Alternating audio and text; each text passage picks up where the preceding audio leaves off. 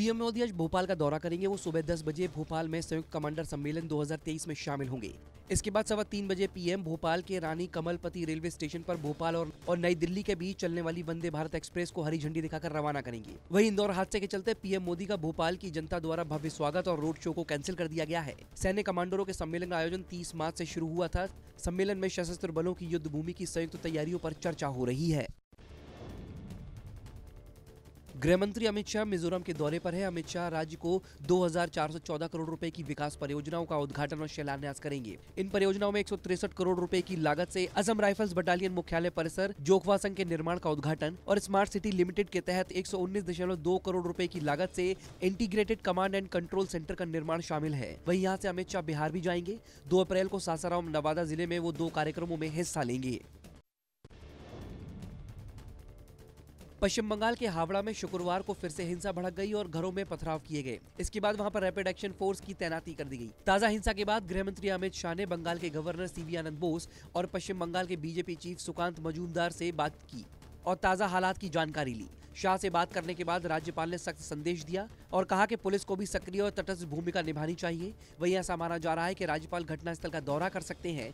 फिलहाल हिंसाग्रस्त इलाके में धारा 144 लागू कर दी गई है। रामनवमी पर जुलूस को लेकर बिहार के सासाराम में बवाल होने के बाद नालंदा में भी भारी हिंसा हुई। जुलूस के दौरान जमकर पथराव और आगजनी की गई। भीड़ ने कई बाइक और गाड़ियों को फूंक दिया। भीड़ ने एक बस को भी आग के हवाले कर दिया। वहीं हिंसा के दौरान गोलीबारी भी हुई, जिसमें 3 लोगों को गोली लगी है। घटना के बाद से इलाके में तनाव है। हालात की गंभीरता को देखते हुए नालंदा में धारा 144 लगा दी गई है। बताया जा रहा है कि लेहरी थाना पुलिस क्षेत्र में रामनवमी जुलूस के दौरान 2 पक्ष आमने सामने आ गए, जिसके बाद हिंसा भड़क उठी। शुक्रवार को आरएसएस चीफ भोपाल में थे। यहाँ उन्होंने पाकिस्तान को लेकर बड़ा बयान दिया। उन्होंने कहा कि हमको नया भारत बसाना है। भारत खंडित हो गया है। हम सिंधु सभ्यता को भूल नहीं सकते, क्योंकि ये विभाजन कृत्रिम था। आज जिसको हम पाकिस्तान कहते हैं, उसके लोग कह रहे हैं कि गलती हो गई। आज जिसको हम पाकिस्तान कहते हैं, उसके लोग कह रहे हैं कि वो गलती हो गई। ये गलती हो गई, सब कह रहे हैं, सब मानते हैं। क्या वो अलग हो गए उससे अभी इस क्षण तक सुख में है? वो दुख में है। राहुल गांधी की मुश्किलें कम होने का नाम नहीं ले रही हैं। अब राहुल गांधी के खिलाफ हरिद्वार में भी एक याचिका दाखिल की गई है, जिस पर 12 अप्रैल को सुनवाई होगी। जिला सत्र न्यायालय में आरएसएस कार्यकर्ता कमल भदौरिया ने राहुल गांधी के खिलाफ मानहानि का केस दायर किया है, जिसमें राहुल गांधी के खिलाफ धारा 499, 500 आईपीसी के तहत मुकदमा दाखिल किया गया है। बता दें कि राहुल गांधी पर आरएसएस की कौरवों से तुलना और पुजारियों का अपमान करने का आरोप है। वहीं 12 अप्रैल को सुशील मोदी की याचिका पर राहुल गांधी को कोर्ट में पेश होने का भी समन भेजा गया है। पंजाब कांग्रेस के पूर्व अध्यक्ष नवजोत सिंह सिद्धू आज पटियाला जेल से बाहर आ सकते हैं।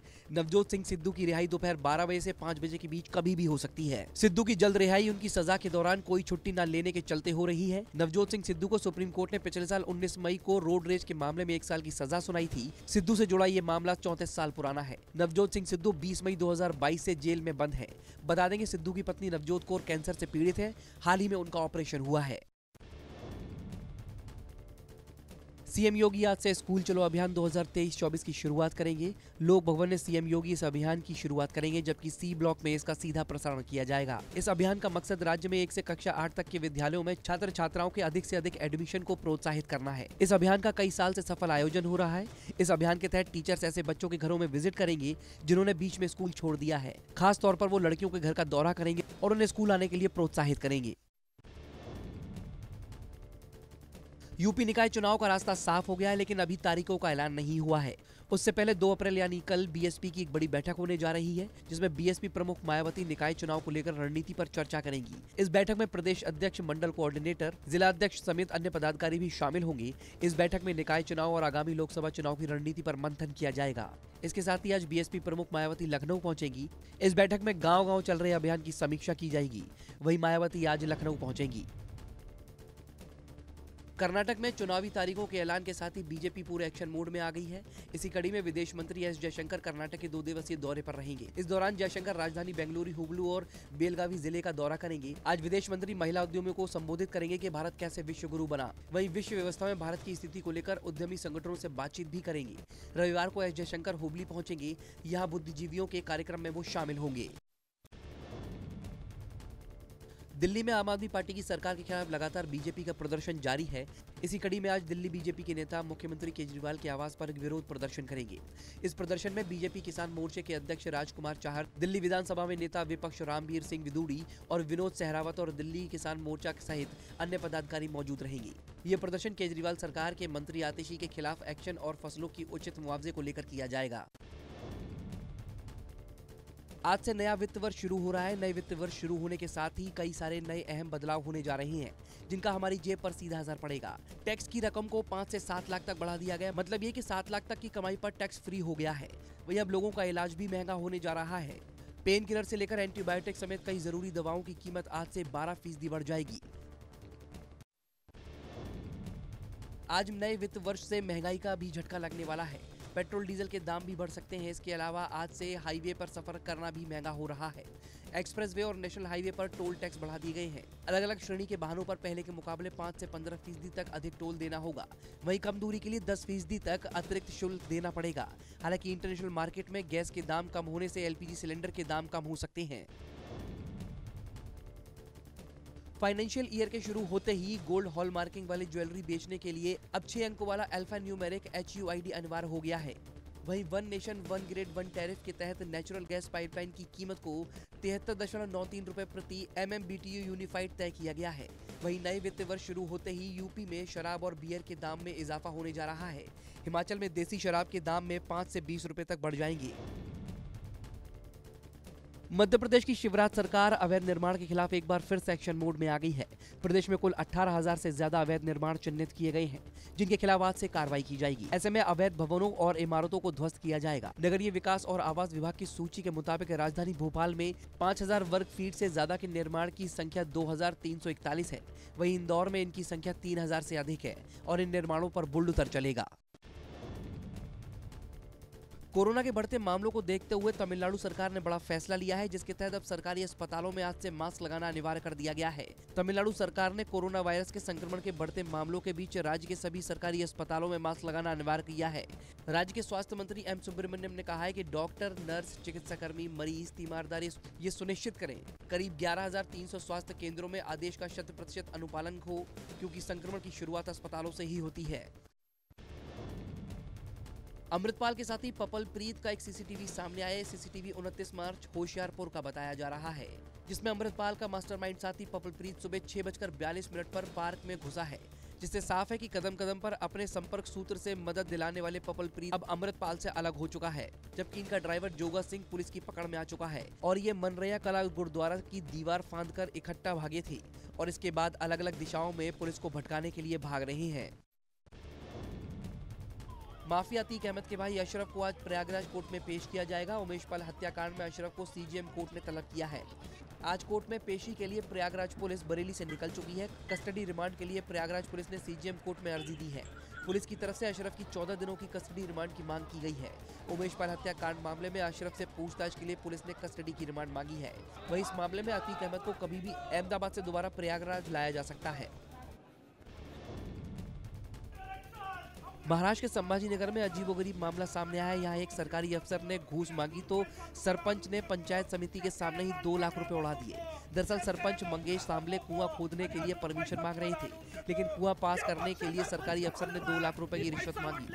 जिसके बाद गुस्साए सरपंच समिति के सामने नोटों की माला पहनकर पहुंच गए और अधिकारी का नाम लेकर पैसों को उड़ाने लगे। मंगेश को नोट उड़ाते देख पंचायत समिति के अधिकारी दंग थे। वहीं अपने अनोखे अंदाज में रिश्वतखोरी का विरोध करने के लिए मंगेश की तारीफ हो रही है।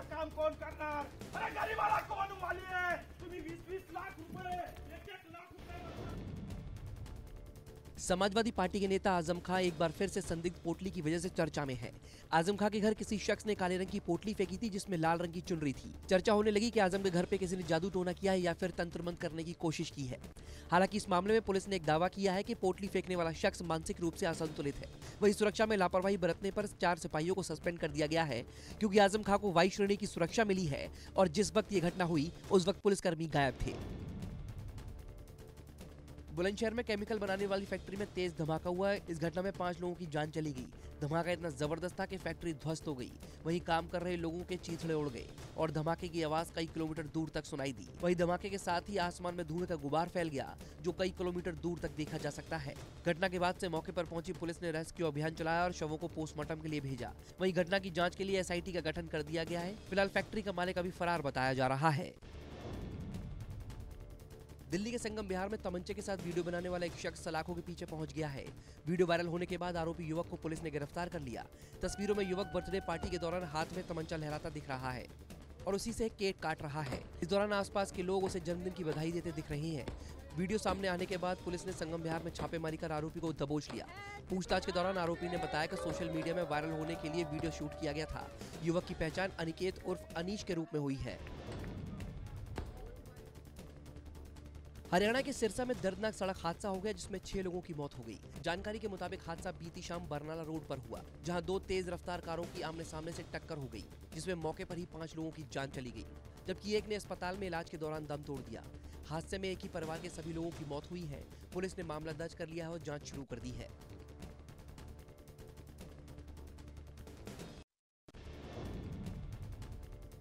हरियाणा के चरखी दादरी में एक बुजुर्ग दंपत्ति ने आत्महत्या कर ली। बताया जा रहा है कि दंपत्ति अपने बेटे और बहुओं से परेशान थे। आरोप है जगदीश चंद्र आर्य और उनकी पत्नी ने जहरीला पदार्थ खाकर अपनी जान दे दी। मरने से पहले पुलिस को सुसाइड नोट मिला है, जिसमें उन्होंने लिखा है कि मेरे बेटों के पास 30 करोड़ की संपत्ति है, लेकिन हम दोनों के लिए 2 रोटी नहीं। उनको मीठा जहर खिलाया जा रहा था, इसलिए उन्होंने खुद ही जहर खा लिया। लिखा है कि जब तक दोषियों को कड़ी सजा नहीं होगी, तब तक उनकी आत्मा को शांति नहीं मिलेगी। दंपति ने अपनी पूरी संपत्ति को भी आर्य समाज को दान देने के लिए लिखा है।